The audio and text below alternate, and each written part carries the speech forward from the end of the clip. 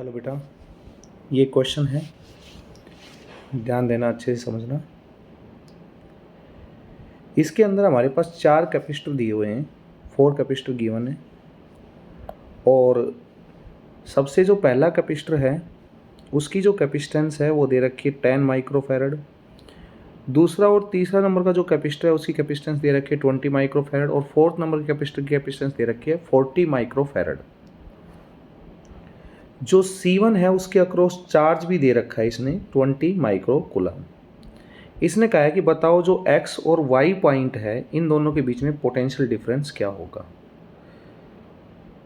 और बीच में अगर आप नोटिस करें तो यहाँ से एक सीधी एक वायर जोड़ा हुआ है। तो मैं इस डायग्राम को अगर बनाना चाहूँ तो मैं ऐसे भी बना सकता हूँ। मैं बनाकर दिखाता हूँ आपको, ध्यान दीजिएगा। इस डायग्राम को अगर मैं बनाऊँ तो मैं ऐसे भी बना सकता हूँ। ये कैपेसिटर हो गया, ये दूसरा कैपेसिटर हो गया, और इन दोनों को मैं ज्वाइन कर लेता हूँ ऐसे। ये कैपेसिटर हो गया, ये कैपेसिटर हो गया। क्योंकि जो ये ए पॉइंट है ये कॉमन है दोनों में, तो हम इनको एक जगह ही दिखा देते हैं इस ए पॉइंट को ऐसे। ये C1, ये C2, ये C3 और ये C4। यानी कि यहाँ से पता लग रहा है कि C1 C2 और C3 C4 ये आपस में पैरेलल में है बेटा। तो C1 C2 के पैरेलल में है। तो पैरेलल की एक खासियत होती है कि जो पोटेंशियल इसके पास होगी V1 वही पोटेंशियल इसके पास होगी V1। और सेम ऐसे ही जो पोटेंशियल इसके पास होगी V2 वही पोटेंशियल इसके पास होगी V2।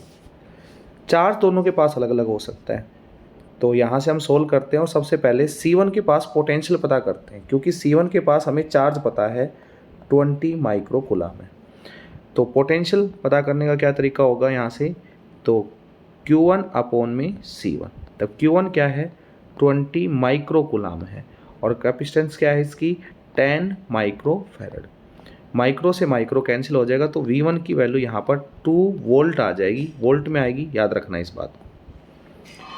तो यहाँ से C2 के अक्रॉस भी हमें वोल्टेज मिल गई जो कि 2 वोल्ट ही होगी बेटा।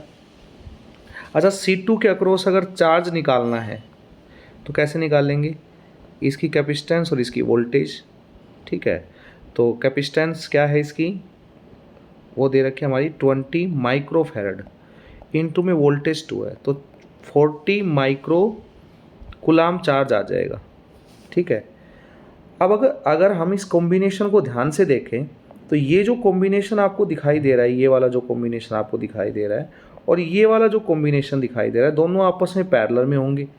ठीक है, तो यानी कि हम अगर टोटल चार्ज पहले कॉम्बिनेशन के पास पता कर ले, जो कि साफ दिख भी रहा है कि नीचे वाले के पास तो हो गया 40 माइक्रो कूलम और ऊपर वाले के पास 20 माइक्रो कूलम, तो टोटल चार्ज हो गया पहले कॉम्बिनेशन के पास 60 माइक्रो कूलम का।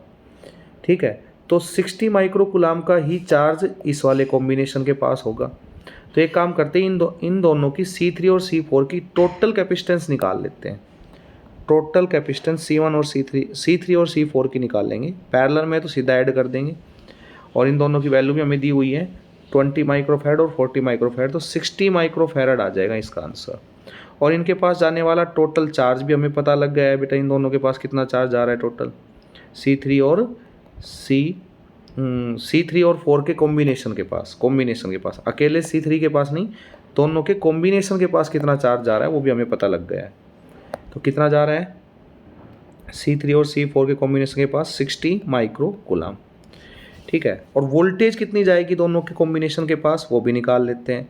3 और 4 के कॉम्बिनेशन के पास वोल्टेज कितनी जाएगी, तो वोल्टेज कैसे निकालेंगे, तो वोल्टेज निकालेंगे दोनों के पास जो टोटल चार्ज आ रहा है वो, और दोनों की जो टोटल कैपेसिटेंस है वो, तो 60 माइक्रो कूलम अपॉन में 60 माइक्रो फैरड। तो यहाँ से सोल्व करने पर आंसर आ रहा है 1 वोल्ट। ठीक है, यानी कि हम ये कह सकते हैं कि जो 1 और 2 का कॉम्बिनेशन है और जो 3 और 4 का कॉम्बिनेशन है, जो कि X और Y के बीच में जुड़े हुए हैं, तो इसके पास 2 वोल्टेज आती है और इसके पास 1 वोल्टेज आती है इस कॉम्बिनेशन के पास। तो हम यहाँ से कह सकते हैं कि X और Y के बीच में पोटेंशियल डिफरेंस क्या हो जाएगा, तो X और बीच में इनके है A पॉइंट, तो हम यहाँ से कह सकते हैं वोल्टेज बिटवीन X और A प्लस वोल्टेज बिटवीन ए और वाई, इनको ऐड कर देते हैं तो 2 वोल्ट प्लस 1 वोल्ट, तो आंसर आ गया 3 वोल्ट। तो इसका आंसर है 3 वोल्ट, यानी कि option number second is correct.